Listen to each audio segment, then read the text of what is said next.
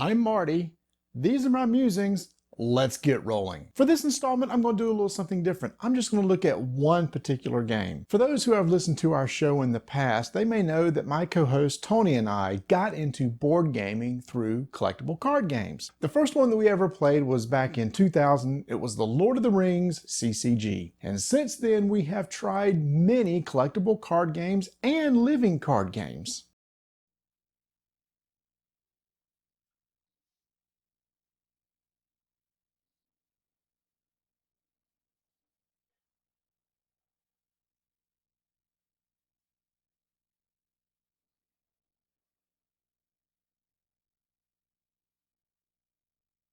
With our history in card games, I'm always interested in any particular new game that comes out, which is why Warhammer Age of Sigmar Champions really caught our eye. This is a game from PlayFusion Games. You may have heard of them as they released another card game last year called Lightseekers. This is based on somewhat of the same mechanic where you have a card that rotates and has different abilities, but it takes place in the Warhammer Age of Sigmar universe, which is from Games Workshop. In this game, you're going to be playing as champions, deploying units and casting spells in an effort to reduce your opponent's health all the way to zero. And this game appealed to me because of the simple gameplay, some unique mechanics, but some deep tactical decisions that need to be made during the game. But before we get into that, why don't we take a look at some of the cards that are in this game?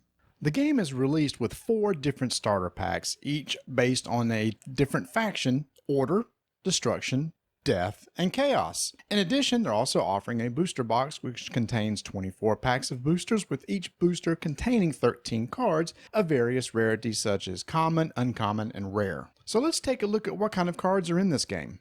Every game will need to include 4 champions and 4 blessings. You have 2 different types of champions. You have wizards and you have warriors. Warriors will deploy units in front of them, while wizards will cast spells to be placed in front of them. In addition, each game you will need 4 different blessings. These blessings start face down under a champion at the beginning of the game, and over the course of the game, the goal is to get those activated because they all provide super bonuses. The details on the champions are pretty straightforward. The green number is the cost of the card, and your 4 champions cannot exceed 20. In addition, you might get a bonus life boost, such as a -1 here, 0, 2, and 1. You add all those together to add to 30, which is what everybody starts out with at the beginning of the game. The only thing is you cannot exceed 35 health to start out the game. Now you may be wondering, what are these symbols on the corners? And that's kind of the crux and main mechanic of the game. So let's get into that and see how that works. At the beginning of the game, you're going to take turns placing your champions in one of 4 columns. These columns will represent where units are deployed for that particular champion or spells are cast for that particular champion. At the beginning of the game, you're going to draw 4 or 5 cards, depending whether you're first or second player, and then you're off and running. What's so great about this game is this game only has 2 actions you can take per turn. Those actions can be playing a card from your hand, activating a heroic act that's on the champion, or passing, which effectively is drawing a card. There's not an automatic draw phase during this game, so the only way that you're going to draw cards is on your turn by taking the passing action. So let's say, for example, it's my turn and I want to deploy this unit onto the field from my hand. As I said earlier, warriors are the champions that can deploy units, so any one of these can do that. And to do so, you just put it in front of the warrior into its play area, and then it's ready to go. Now you'll notice what's different about this and other games is there's no cost here. This game has no resources that you have to manage. It's not like Magic or other games where you have to build up a pool of resources in order to get those cards onto the table. Likewise, I might have a spell in my hand, and again, a spell must be played in front of a wizard, and it can be done so just like that. Now let's get into some of the other icons that are on the card, because this is the really important part. If you'll notice, there's actually numbers around the corners of the cards. These numbers are what's going to be used during the course of the game to either deal damage, heal, block damage, or various other things. So for example, when this card comes into play, it has a symbol here, and basically you rotate whatever numbers in the upper left hand corner for that symbol. So it says 1 damage to your opponent. Increase this by 1 if the highlighted champion costs 7 or more. So a couple different things here. Number 1, whenever you see this icon, just replace it with the number in the upper left-hand corner, and then it talks about highlighted. Down at the bottom of the card, it shows the different units that could be affected by this card. Anything in red means it's going to affect an enemy unit. So what it's saying is that any champion that's directly in front of this one, if it has a cost of 7 or more, it will deal 1 additional damage. Compare this to this spell that was just placed, and it has green symbols. Green affects yourself or your allies. Typically, greens are going to be something that's good for you, a buff, some sort of spell or skill. And this one particular one says that highlighted units, meaning the one on the left and right of this card, cannot be rotated. Now, this is another important thing about this. Position is very important. I should have not played this right here because I don't get to take advantage of anything to the left. There'll never be anything to the left of this card. So it would have been better if I would have had the wizard in the middle so I could play this card so it could affect the one on left and right. Again, a tactical point of the game that's made right as you play the game when you're deciding where to deploy your champions over the course of the game. Once your 2 actions are complete, it goes to the other side and they take their turn. Now, when it comes back to you, first thing you're going to do at the beginning of your turn is you're going to take any of these cards that have the round symbols up in the corner and they're going to rotate 90 degrees counterclockwise. So for example, this one would rotate 90 degrees, and so would this one.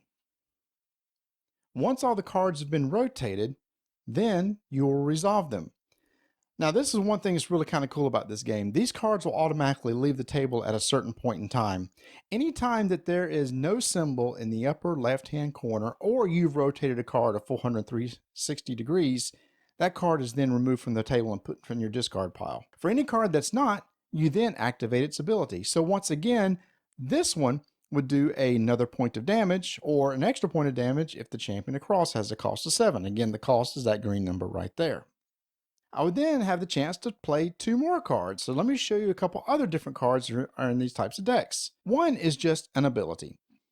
This one right here is a gift of Sigmar, and you notice that it has an ability and then wizard, so it must be played in front of a wizard. But the icon in front here means it's somewhat of an instant. You play it and then it goes away.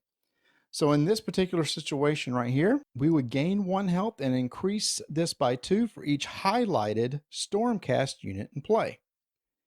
So if I had a Stormcast unit in play, it would get the benefit. And again, if you'll see the green, it means that's good for me. But again, once it's played, it's then removed from the table. Likewise, there are also abilities that can be played on warriors. So for example, this one is 3 rend damage to your opponent. And again, it could be played in front of any of the warriors, and it's going to be played and immediately resolved. Now you may wonder, what in the world does that highlighted text there mean? With each of the starter decks, they're actually going to give you a nice little quick reference card that will explain what each of the black highlighted text boxes are.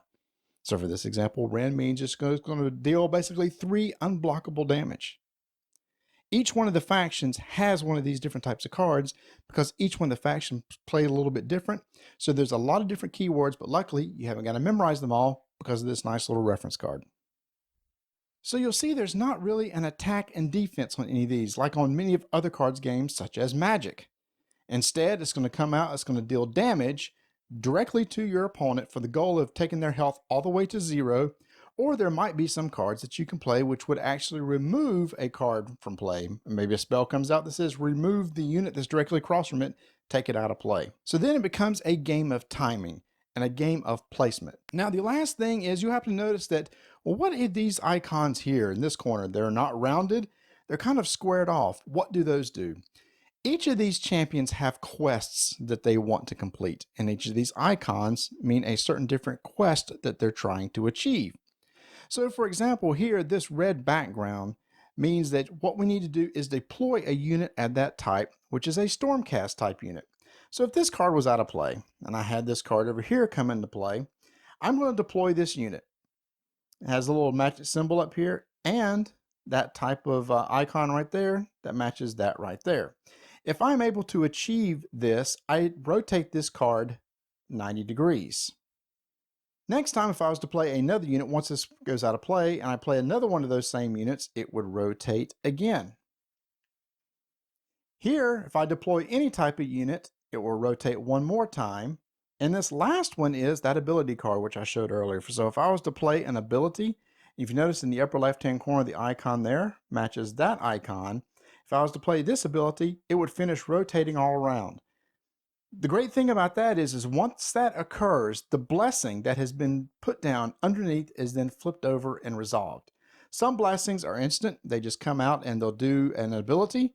Other blessings have the same sort of rotational mechanic. When it comes out to play, it will start rotating at the beginning of each turn. So this one, basically, this is a healing.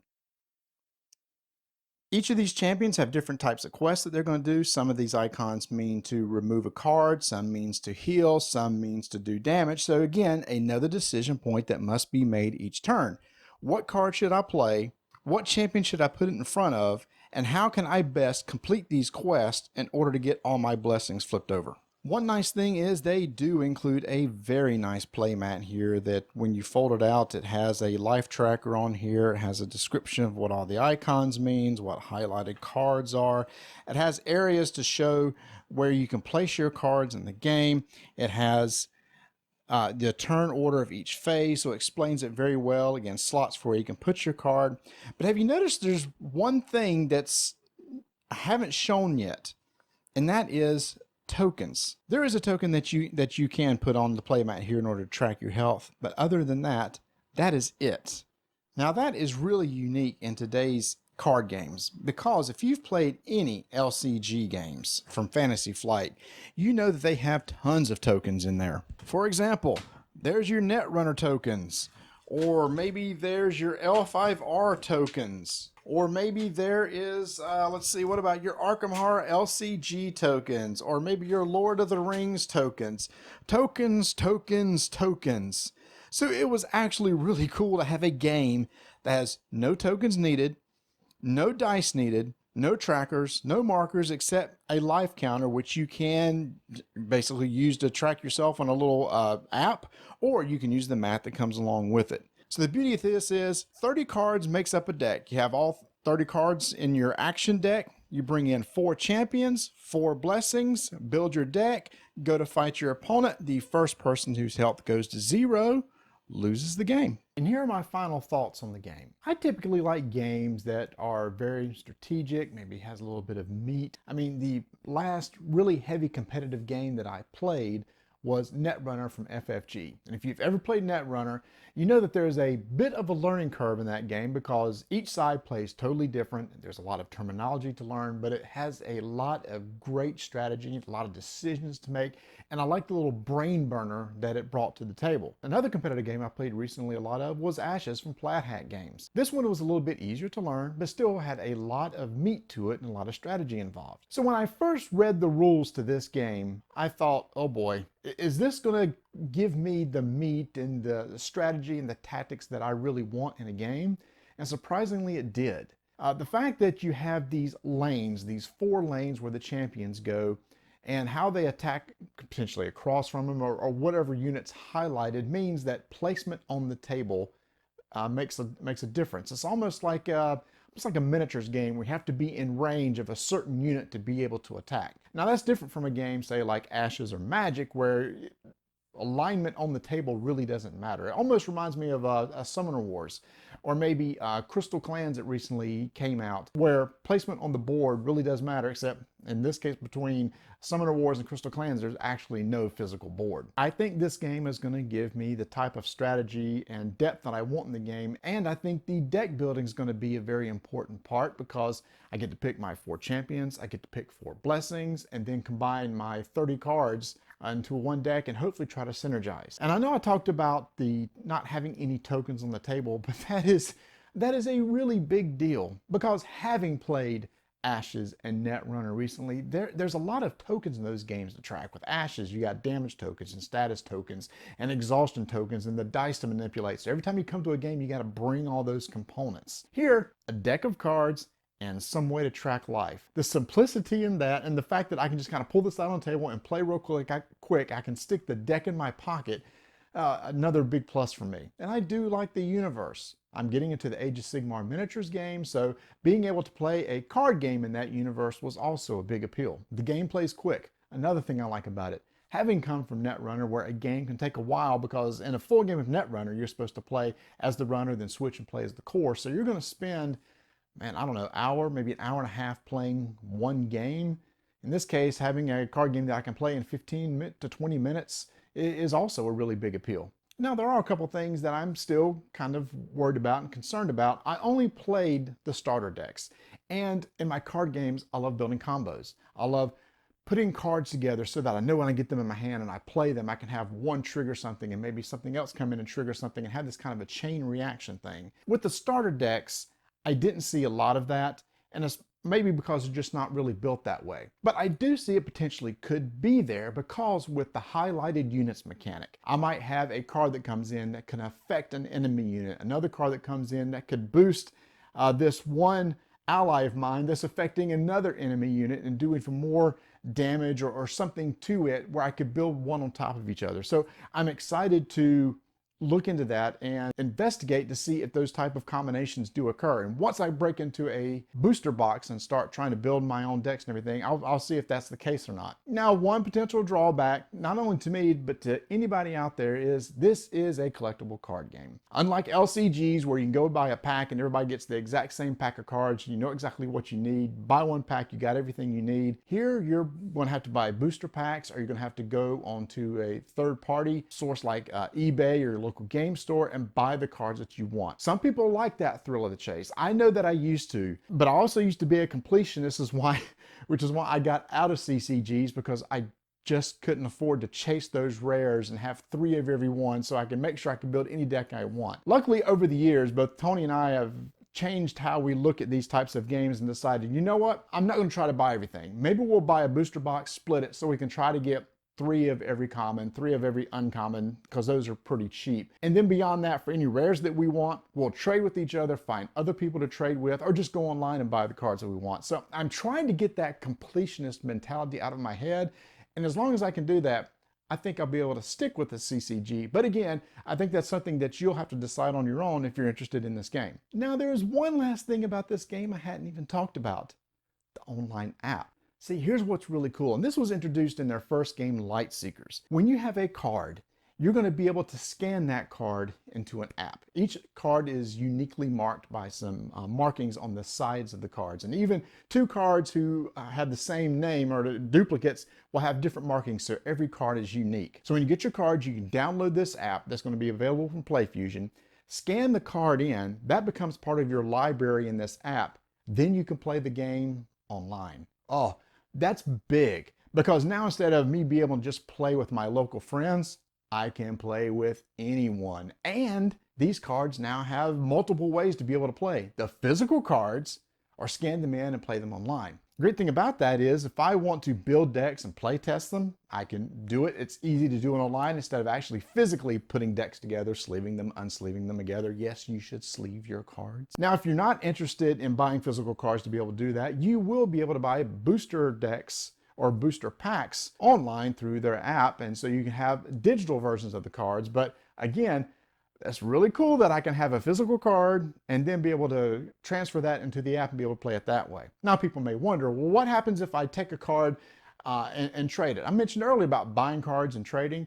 Well, when you're done with a card, and let's say you want to trade it to a friend, you can go into the app and scan it, and it'll take it out of your library, make it available again for somebody to scan. So you can trade it away, and they can scan it in, and it will be part of their collection from then on. So yeah, I am interested in this game. I'm going to be in for a little bit. I've got the starters, I've got a booster box, and I'm going to be able to build some decks. The app's going to be coming out later in August. It starts out in beta, and then it's going to come out released later on, so I'll be able to check that out, scan in the cards, play with friends online. But I want to know what you think. Is this something that you are going to be interested in? Have you had a chance to demo the game? If so, let me know in the comments. And now for this episode's interesting fact. The British royal family is banned from playing Monopoly.